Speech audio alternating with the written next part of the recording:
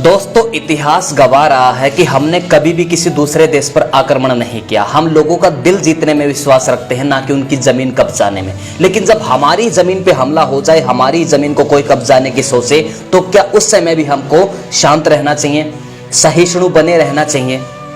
आपको कुछ बताता हूं मैं।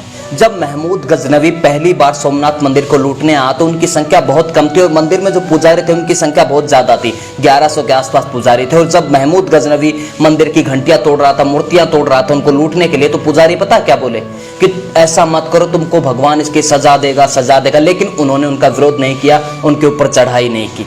वो संख्या में ज्यादा थे फिर भी। और उसके बाद हुआ क्या? महमूद गजनवी ने उनको मारकर वहीं पे दफना दिया। अगर वहां पे वो थोड़ा सा सामर्थ्य दिखाते तो तस्वीर कुछ और होती।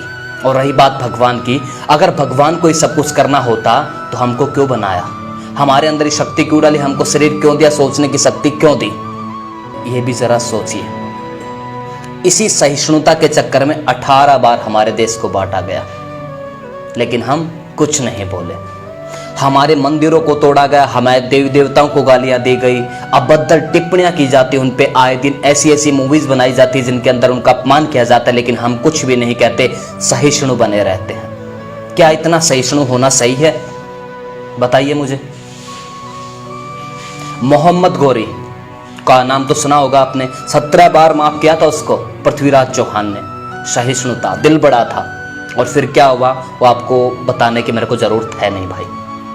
अगर मैं सहिष्णु नहीं होता ना तो कश्मीर से ना काटा जाता, और सहिष्णु ना होता तो भारत को ना बांटा जाता।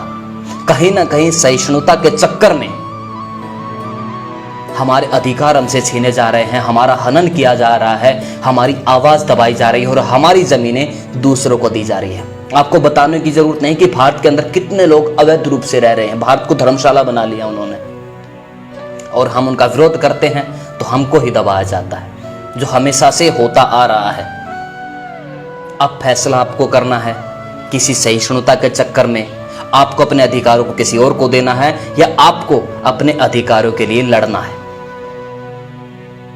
वरना एक दिन ऐसा आएगा मेरे भाई, ये भारत देश भी आपका नहीं रहेगा, सब कुछ आपसे छीन लिया जाएगा।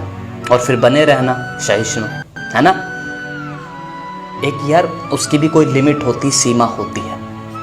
तो प्लीज अपनी शक्तियों को पहचानिए, अपने अधिकारों को देखिए आप कहां पे हैं और विचार कीजिए।